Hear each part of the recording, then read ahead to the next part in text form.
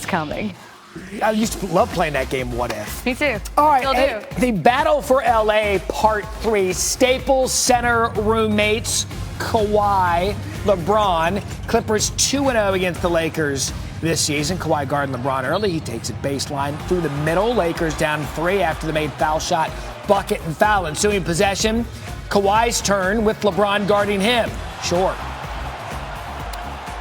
You see LeBron, he peeked into the backfield there. Wrong time. Clippers up 4 at the half. Fourth quarter now, under 3 to play. 7-point lead for the Lakers. Good look there to Anthony Davis. LeBron had 9 assists. Davis had a team high 30 points, added 8 rebounds. Lakers lead by 9. Less than a minute left. Lakers up 9. LeBron drives, layup, foul. What a weekend it's been for LeBron. More on that later. Scored or assisted on 19 of the Lakers' 27 fourth quarter points. Here's Patrick Beverley about defending LeBron. Can you describe the challenge it is defensively when LeBron... No challenge. But particularly the end of the game. No challenge. Can you describe what it's like as a defender to when he tries to force the switches Not hard with at the all. guard? I kind of want to agree to disagree there. Lakers get the Clippers for the first time this year. They're now 26-6, as you said, air quotes, on the road this season. By the numbers, Lakers approved. Really good weekend for us.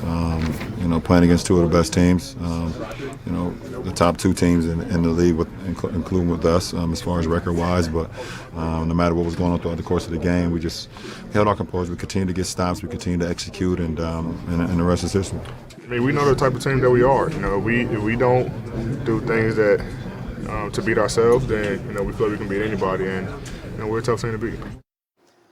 I will now go by the numbers. Yeah, go by the numbers. The Lakers improved to 42-0 when leading after 3 quarters. That's the 5th longest streak to begin a season in NBA history. The Lakers are now 24-0 this season when allowing fewer than 105 points. That's the most wins without a loss by any team in the NBA this season. The Lakers' opponents over the last 2 games, 96 combined wins. That, according to Elias, is the most wins by any team's opposition over a 2-game streak since the 1980 Suns. Doris Burke, an MVP dilemma. It's still a 2-person race. If you ask me today who I'm voting for, it's still Giannis. But there's 20 games left and 18 for Milwaukee, and I don't have to put pen to paper yet. LeBron was masterful down the stretch of these games. In the final quarter against the Clippers, he was responsible for 16 points. He manipulated the chess pieces on the floor, got the matchups he wanted. He actually got Lou Williams off the floor. Patrick Beverley had to come back in. He was majestic. LeBron James was willing to guard both Kawhi Leonard and Giannis Antetokounmpo throughout the course of each game. Doris. 4th best records, respectively. Beating the Clips for the first time in 3 meetings. This is the first time the Lakers have defeated 2 of the top 4 teams in the NBA in consecutive games since February of 2009, when they won back-to-back games against the Celtics and the Cavs. Kobe and those Lakers went on to win the title that season, and of course the next, with none since. It's time now to welcome Mike Greenberg and Jay Williams. Good Monday morning, fellas, as you get warmed up for the show. Yes. So, want to hear from you what you think this weekend says about the Lakers as they move forward now towards their ultimate goal. Yeah, Richard Jefferson told us on Friday that he thought that they would do well to be 1-1 this weekend against the Bucks and Clippers. After we saw them, what did you make of that? Huge statement win for the Lakers. I still don't think they're the best team in basketball. I still give that to the Clippers. Lou Will is not going to go 1 for 10. Marcus Morris did not have 1 bucket down the stretch. And it took so much of LeBron James to handle this down the stretch.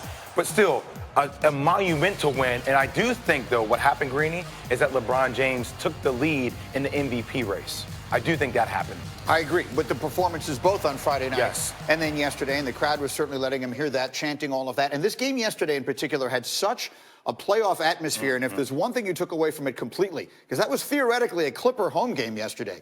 If these teams meet in the playoffs, it will be 7 home games for the Lakers. Yes, it will be. The main question is LeBron James, the amount of energy that he had to exert. Could he do that for 7 games? You still felt watching the game that, all right, when are the Clippers going to get back in there?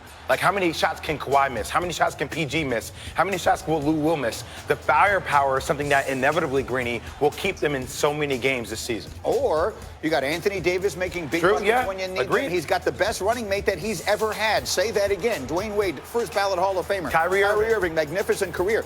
Anthony Davis right now is a top 3 or 4 player in the NBA playing alongside him. The main question is, can the bench for the Lakers, can Avery Bradley, can guys like Deion Waiters when he comes back in, can they give them that extra boost offensively? You know who's here this morning to help answer those questions? Doris Burke is here with us. So we'll be talking hoops with her. We got a ton of football coming up. I hope you had a great weekend, but it's time to get back to work with Hannah Storm. I'm David Lloyd. No one had a better weekend than LeBron and the Lakers, right? Yeah, I think that's pretty safe to say. If you did, we want to hear about it.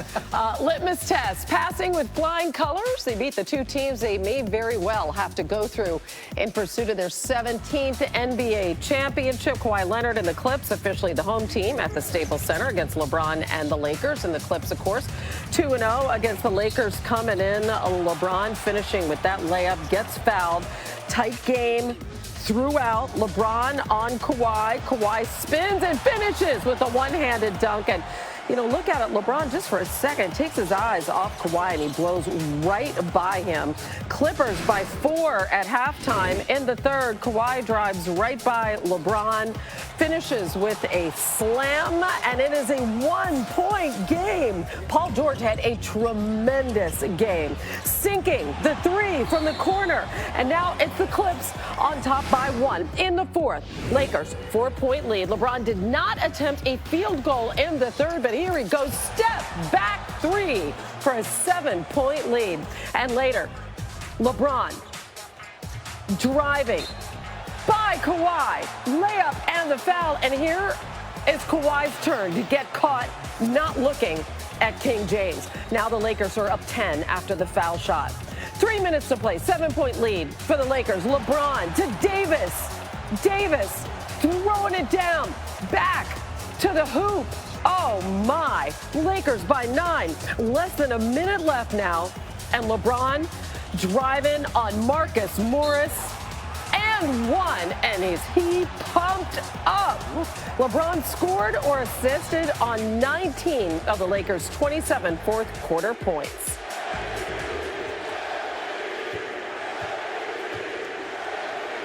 Here in the MVP chance, one guy, though, unimpressed, Patrick Beverly, asked about defending King James. Can you describe the challenge it is defensively when LeBron? No challenge.